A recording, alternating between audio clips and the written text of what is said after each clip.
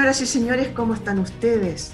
Un gusto de que hoy día nos acompañen, sobre todo porque vamos a hablar de un tema que está en la televisión, está en todas partes, todo el mundo reclama, que tiene poca plata para una cosa, pero mucha para otra, que no califica en ninguna parte, etcétera, etcétera. Hoy día vamos a hablar sobre las finanzas, sobre las platas, sobre de qué se trata la modernización de la banca, vamos a hablar sobre los ahorros, vamos a hablar sobre los retiros, etcétera, etcétera.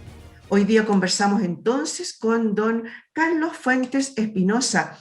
Él es ingeniero comercial, académico del pre y posgrado del MBA de la Universidad San Sebastián. ¿Cómo está usted, don Carlos? Muchas gracias por recibirnos. Buen día.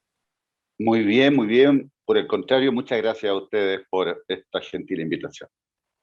Oiga, don Carlos, partamos por aquello que ha sorprendido, yo creo que, no sé si a todo el mundo, pero han aparecido una serie de instrumentos bancarios como diciendo, a ver, la banca se está modernizando.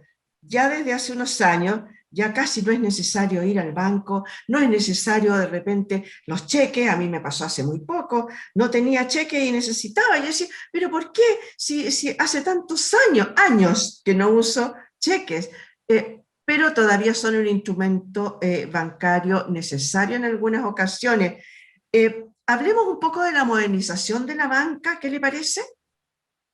Perfectamente. Bueno, al igual que usted, yo tampoco uso cheque. Sin embargo, era práctica común cancelar con cheque.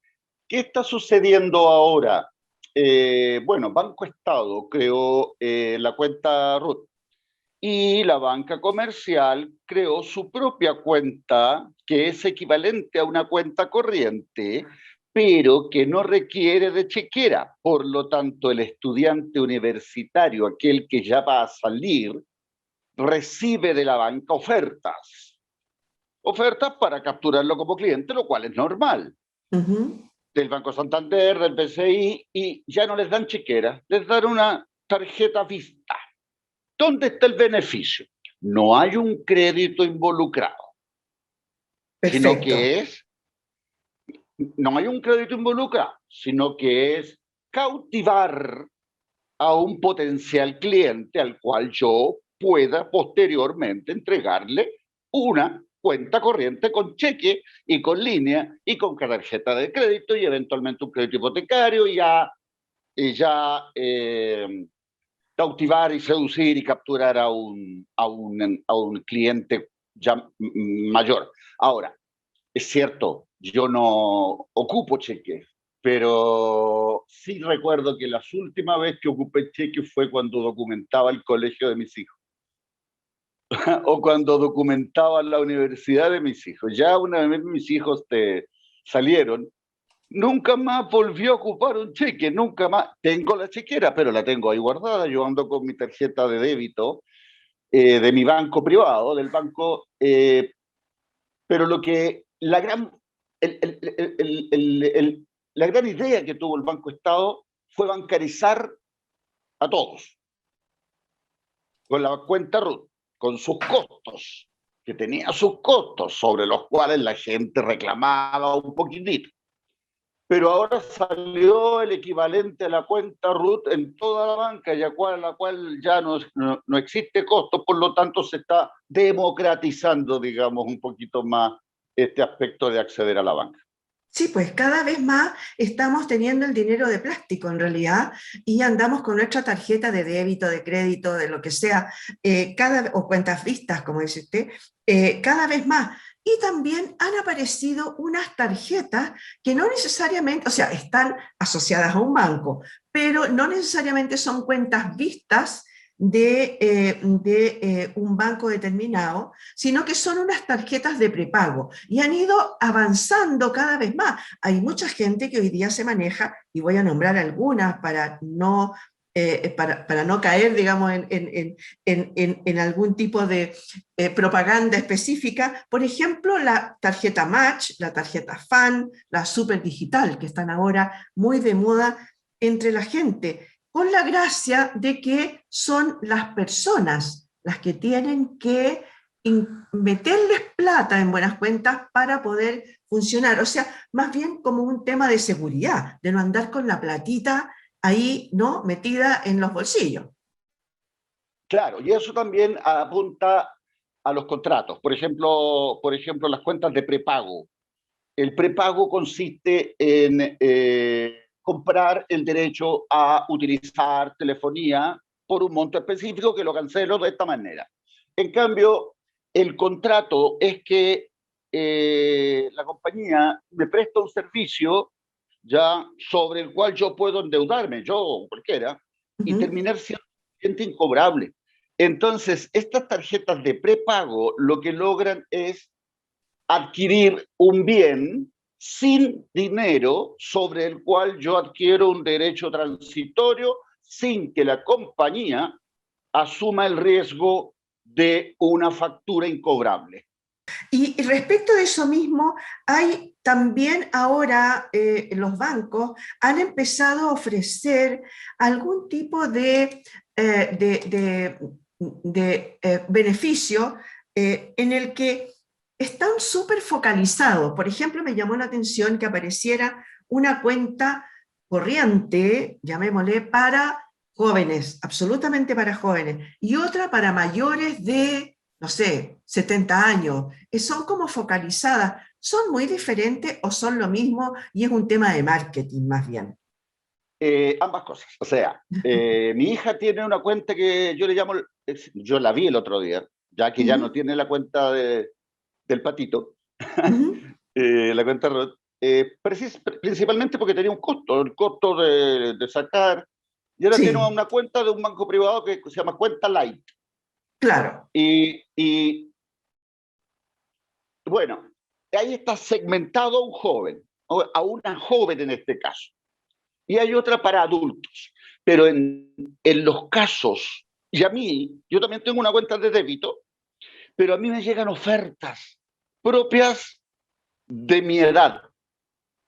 Ofertas, compre esto, viaje, haga esto, con su tarjeta acumule puntos. Por lo tanto, el tema de la tarjeta ya no está limitada a que usted guarde la plata aquí y yo se la cuido, sino que se segmenta el mercado y yo voy ofreciendo, de acuerdo al rango etario, ofertas que pueden ser muy útiles para mi hija, para mí, para mi padre, para el abuelo, para de acuerdo al rango etario en que se encuentre. Por lo tanto, tiene que ver con una focalización y tiene que ver también con estrategias comerciales para ofrecer productos de acuerdo al rango. Y usted nombró algo que a mí me tincó muchísimo que pasáramos a buscar ese tema, el tema de guardar la platita ahí, dijo usted. Hoy día ya guardar la plata en la cuenta corriente puede darnos mucha seguridad, seguramente, ¿no? Es seguridad de que tenemos platita ahí, que tenemos un ahorrito. Pero la verdad es que se va desvalorizando y no obtenemos ni un porcentaje de interés por tener esa plata ahí. Y más encima los bancos nos cobran por mantención, ¿no? Muchas Exacto, veces. exacto. Entonces, si yo tengo una platita, ¿dónde la ahorro? Cómo la guardo? ¿Dónde la guardo? Mira, para esa pregunta tiene varias variables. Uh -huh, Una es, primero, cuánta plata es, uh -huh. ¿cierto? Ya, Claro. para que sea relevante la operación. Uh -huh. Segundo, ¿cuánto riesgo estoy dispuesto a asumir? Y tercero, ¿cuándo necesito el dinero? ¿Ya? Por ejemplo, yo puedo tener 50 millones de pesos, ya es suficiente para comprar acciones de Ya. alguna compañía, pero las acciones son renta variable y pueden duplicar su valor como pueden quebrar y yo pierdo todo. La otra alternativa es colocar un depósito a plazo, en donde yo puedo dejar el monto a 30 días, no pierdo demasiada liquidez, porque 30 días son 30 días, Uh -huh. pero el pago es muy poco, muy poco. O sea, la Perdón, seguridad, perdón, cuando usted me dice el pago, está hablando del interés, en el sentido de que hoy día el los interés. fondos en realidad están rentando muy poco, ¿no? muy muy, muy poco. mal, sí. Entonces, cuando yo digo el pago, me refiero al interés, al retorno. Es Sí. muy bajo. Y entonces tenemos el tema de la liquidez, o sea, yo puedo Ujú. recuperarlo en 30 días, el interés que gano es muy bajo, pero al menos puede compensarme la inflación. Por lo tanto, el dinero no se está desvalorizando, sino que estoy manteniendo el poder adquisitivo. En este momento, afortunadamente, yo había tenido algunos ahorros. Entonces mi hija, y perdón que cuente temas personales, pero son Ujú. de experiencia que tengo, me dijo mi hija, papá, sabes que hay unas parcelas muy, muy, muy baratas en el sur y que son bonitas y que son... Y yo pensé y dije, hija, sabe que sí, vamos a tratar de adquirirla porque yo quiero tener algo allá y me vivir allá. Pero no creo que sea el momento porque estamos en una pandemia en donde lo más valioso es la liquidez. Yo no sé cuánto va a durar esto. Por lo tanto, si yo termino comprando una parcela que puede que se valorice mucho en el tiempo, pero pierdo la liquidez que estamos requiriendo todos a la espera de la recuperación económica, de los bonos del gobierno, de tantas formas que estamos. Por lo tanto, la decisión fue, no es el momento a pesar de que es lo que vamos a hacer. Perfecto. O sea, en este Vamos a momento, calmado. calmar, porque dinero líquido, liquidez, Eso aunque es, me estén ofreciendo... ¿Mm? eso es por la inseguridad de no saber qué va a pasar, cuándo se va a reactivar la economía, cuándo vamos a salir de esto. Y si yo necesito dinero por alguna emergencia, ¿cómo convierto la parcela en dinero? Claro. Entonces voy a tener que hacer una pérdida muy grande y para poder convertirle el dinero. Entonces, ahí está el otro punto. ¿Dónde puedo invertir? Por eso yo decía, partamos del riesgo que asumo. Un terreno no pierde valor, pero tiene muy poca liquidez. Y puede Perfecto. que la plusvalía sea muy alta, pero no tengo liquidez. Por lo tanto, no es el momento, a mi entender. Las acciones, las acciones. Bueno, hay algunas compañías que se han visto beneficiadas por la pandemia y otras no. Ahí habría que estudiar y realizar un análisis de la compañía para ver si uno invierte o no invierte. Pero de alguna manera existe ahí también un riesgo. ¿Asumo el riesgo? Lo asumo, ya. Entonces puede que me vaya bien o me vaya mal. Pero también mantengo la liquidez. Y la otra alternativa es el depósito a plazo, cuya rentabilidad apenas alcanza, si es que alcanza, a igualar la inflación para mantener el valor del dinero en el tiempo y la liquidez prácticamente inmediata. Hay otra alternativa que es el APB, ¿Ya? que es la cuenta hermana de la AFP, Ujú. ya que también tiene una rentabilidad atractiva y que no tiene las restricciones propias de la AFP. Y además tendría beneficios tributarios asociados. Ahora, me llamó la atención que usted no haya mencionado las cuentas de ahorro. Cuando yo era chica, todo el mundo, o sea, yo creo que, no sé, un gran porcentaje de la población, los papás, cuando uno, no sé, nacía o cuando cumplía muy poquitos años, iban con uno de la manito, banco estado, y te abrían una cuenta de ahorro que daba un porcentaje de interés sobre la inflación bastante atractivo como para mantenerlo ahí durante muchos años. Hoy día esas cuentas de ahorro han desaparecido, no existen o son solamente el equivalente al chanchito. En vez de tener el chanchito en su casa donde le mete las moneditas o los billetes, lo tiene en un banco, pero no te dan nada en este minuto. Sí dan, sí dan. Lo que pasa es que dan con condiciones. Por ejemplo, usted deposite y si no realiza giros durante cierto tiempo, yo le pago un interés en el cuarto mes. Ya, ¿Ya? O sea, para poder tener derecho, aquí está, estos meses lo estoy inventando, porque no tengo sí, en las manos, digamos, sí. cuánto es, pero Usted deposite, deposite, deposite, deposite, deposite, pero si no saca en ningún momento dentro de un periodo de tiempo, yo le pago. Por lo tanto, la cuenta de ahorro está hecha para una vida de ahorro, para, para mi hijo, y cuando mi hijo tenga 18 pueda tener el dinero para ir a la universidad. Pero hay instrumentos mucho más eficientes en el corto plazo que permiten rentar en el corto plazo, ya asumiendo mayor riesgo, pero que ya están mirando un futuro tan distante. Entonces la cuenta de ahorro, esa rojita con los timbres, estaban pensados en un sistema financiero diferente, menos moderno, donde había que hacer la cola, donde tenía que tener el timbre, pero ya no, y bajo un concepto del ahorro del largo plazo. Ahora el largo plazo ya está supeditado a nuevos mercados ya. Ahora las acciones, por ejemplo, son más asequibles. Antes hablar de comprar acciones, de que alguien tuviera acciones, era otro mundo. Ahora cualquier persona compra acciones. Entonces ahí tenemos una inversión de largo plazo porque las acciones se mueven de esta manera. Suben, bajan, pero siempre van subiendo.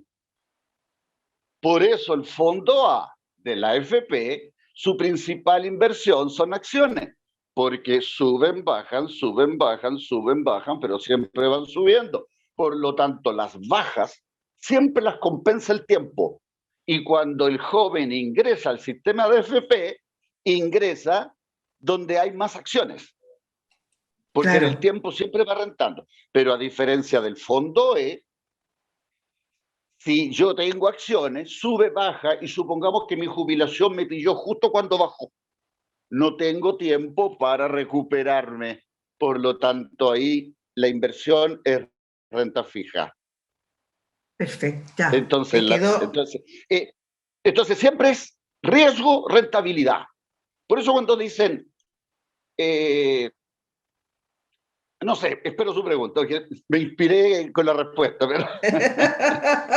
Oiga, mi siguiente pregunta iba justamente para irnos hacia las AFP. Estamos a puertas de la posibilidad de que parta un tercer retiro del 10%, entre medio de los IFE, de los nuevos IFE y de los bonos de la clase media. Mucha gente que ya sacó, que ya retiró el primero y el segundo retiro, según el Banco Central, un gran porcentaje de ellos, esos dineros no fueron a pagar deudas ni a comprar insumos básicos, sino que más bien fueron también al ahorro. Y mucha gente se mantuvo en la cuenta 2 de la AFP. En buenas cuentas se salió para volver a entrar, ¿no? Pero ¿dónde está la diferencia?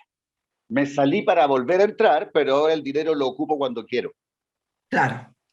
En cambio, en la FP me lo cuotean y termino, por ejemplo, recibiendo una pensión de 150, 200, 300 mil pesos, cuando en realidad yo puedo sacar todo ese dinero, colocar un almacén y generar mucho más ingreso que lo que me puede dar la FP en el tiempo en que me quede de vida, digamos, porque las proyecciones de vida son un poco complejas, discutibles. Entonces, hay gente que, yo he conversado con personas que me dicen, yo no voy a sacar el dinero de la AFP. Y otras que me dicen, yo sí lo voy a sacar. ¿Y cuáles son las razones? Netamente la disponibilidad y la esperanza de que un negocio privado me rente más y poder tener más que rentar y entregar a mi familia un negocio funcionando que recibir una pensión que me va a tener obligado a trabajar porque la pensión que me entrega la FP es demasiado baja. Entonces es un tema que tiene que ver con eso. O sea, lo saqué para invertirlo en el mismo, en un negocio o en el APB. Pero la diferencia es que en el APB la saco cuando quiero. Y puedo pensar tranquilamente, si pongo un negocio, si coloco una panadería, bueno, cualquier otra cosa. En cambio, el FP es dinero mío, pero que no lo manejo yo. Y sobre todo que no existía la posibilidad de sacarlo cuando uno quisiera. Pero también está el otro lado de la moneda, en el sentido de que, bueno, esa gente que sacó 10, 20% ya, bueno, no es el 20%, pero dos 10% y Dos ahora veces. y dos veces y ahora un posible tercero, se van a encontrar a lo mejor en unos años en que su pensión, si iba a ser 200, ahora va a ser menos, o se alcanzan a recuperar esos fondos. A ver, esta pregunta tiene un toque es una mezcla entre una respuesta académica y del sistema, ¿ya? Cuando dicen, si la gente no hace los retiros, va a tener una pensión baja, pero si ya es baja. O sea, si en vez de recibir 300 va a recibir 250, ya es baja. Así que, por lo tanto, pásenme mi dinero ahora porque el problema lo tengo ahora. No lo tengo a los 65, el problema lo tengo ahora, no lo tengo, pues lo tengo ahora. Es ahora que debo pagar el dividendo porque si no el banco me va a quitar la casa, es ahora cuando tengo que pagar el colegio, es ahora cuando tengo que pagar el supermercado porque la crisis la tengo ahora. Pero si me dicen que en vez de 300 voy a recibir 250, la verdad es que no es mucho, no, estamos hablando de montos muy insignificantes. Y lo otro, cuando dicen que mucha gente quedó sin fondo, esa gente era la gente muy joven que estaba recién comenzando a cotizar y que tiene toda la vida para poder acumular un fondo. O era aquella gente que tenía muy poco y que iba a recibir el pilar solidario. Por lo tanto, esas son las discusiones políticas que hay cuando dicen mucha gente irá a quedar sin fondo. Pero ojo, esa gente estaba condenada a tener una baja pensión. La gente que está sacando, que tiene, es la gente que ya está al final de su vida profesional y lo que está haciendo es anticipar lo que ya tiene y para poder tener la disponibilidad de pagar deuda, de pagar dividendos, etcétera. Y por otro lado hay un beneficio económico porque es dinero que entra al sistema nuevamente, aumenta el consumo, aumenta la actividad económica y se genera empleo. Por lo tanto, al contrario de lo que se pensó en un momento que se iba a producir una crisis económica por el desembolso y la liquidación de instrumentos de inversión, se produjo una reactivación económica. Por lo tanto, es la inyección de dinero que hace que aumente el consumo, que hace que aumente la actividad económica y con eso mejoramos el desempleo, mejoramos el desempleo que esta pandemia ha generado. En buenas cuentas, es un tema político más bien el hecho de querer sacar o no sacarlo, decir que va a ir en ayuda de aquellas personas que menos tienen, que se quedaron sin trabajo hoy día, más que un tema de real economía, porque se ha visto que se reactiva la economía por el hecho de haber mayor cantidad de circulante, ¿no es cierto? Así es. Yo no, es una pregunta muy difícil de responder, pero voy a tratar de responderla. Yo me niego a pensar de que alguien por su dogmatismo y simplemente por el hecho de un dogma se niegue a entregar un beneficio. Yo creo que acá se trata de que algunos piensan que otros piensan, algunos piensan que otros piensan destruir el sistema.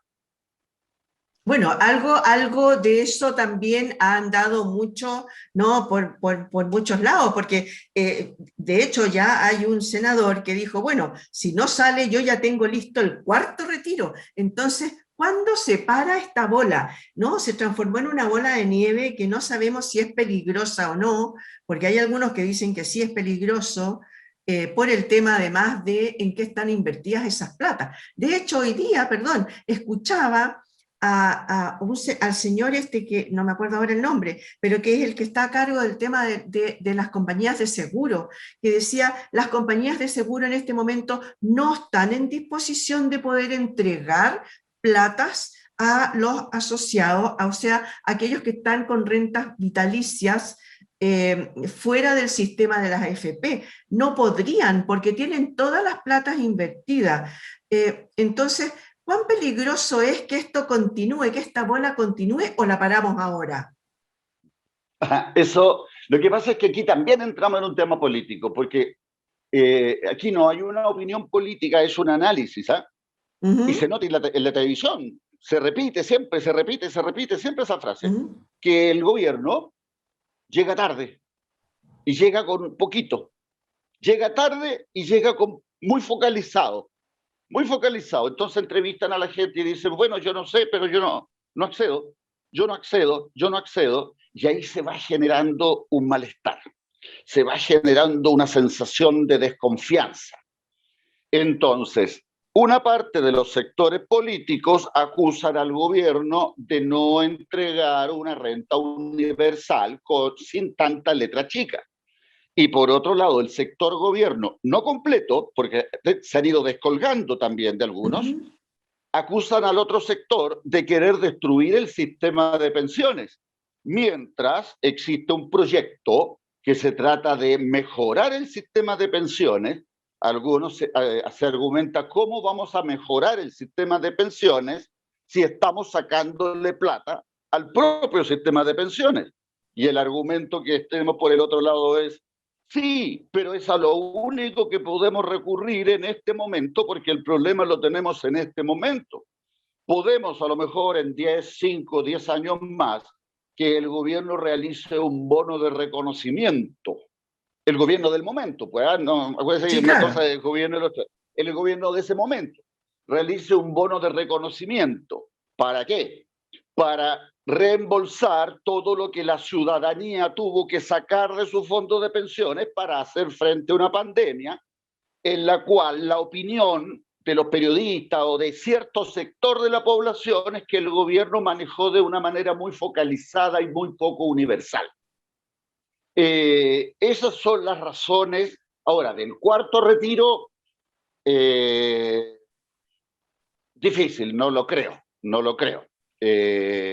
Pero no lo creo, pero eso va a depender de cómo se vayan dando las cosas en el futuro o cómo vayan reaccionando las diferentes autoridades, porque al gobierno actual no le queda mucho. O sea, ¿cuánto? Menos de un año, Claro. ¿cierto? Sí, por Por menos lo de un tanto, año. menos de un año. Y quién sabe cómo viene la pandemia hacia adelante. Por lo tanto, ahí va a depender de cómo vengan las nuevas autoridades a solucionar el problema. Tal vez con beneficios más universales, tal vez con modificaciones estructurales del sistema de pensión, tal vez con mantener y mejorar el sistema de pensión. Lo que sí he observado, y eso también es financiero, político, económico, que ha quedado de manifiesto el presidencialismo que existe en Chile.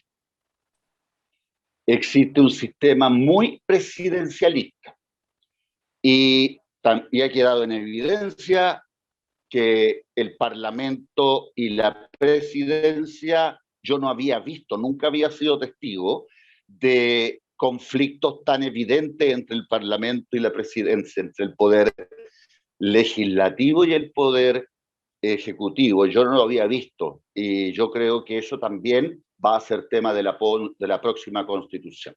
Ahora, también obviamente va a ser tema si se decide ir al Tribunal Constitucional, porque en este caso sería absolutamente fuera de la Constitución, de nuestra Constitución actual, lo que está pasando. Y ahí han venido ciertas acusaciones, amenazas, ¿no? De que entonces si no lo hace, o si lo hace más bien, nosotros le vamos a hacer una acusación. Y no hemos pasado todo el año en acusaciones y amenazas, ¿no es cierto? Pero vemos, por ejemplo, que el proyecto de las AFP se ha quedado entrampado y sigue ahí por cuántos años ya, ¿no? Porque no es una cosa presentada ahora, sino que presentada en gobiernos anteriores.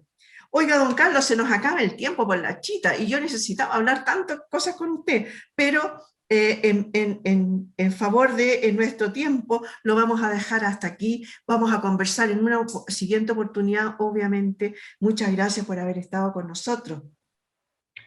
Yo tremendamente agradecido, es un gusto y estoy a vuestra disposición cuando lo deseen para profundizar otros temas o para ver cualquier tema que sea de vuestro interés o profundizar este, que nos Sí, pues, quedó, lo podemos nos, seguir profundizando. nos faltó muchísimo y a ver cómo avanza esto o si se va a mantener, qué va a pasar. Bueno, ahí podríamos conversarlo en una próxima oportunidad.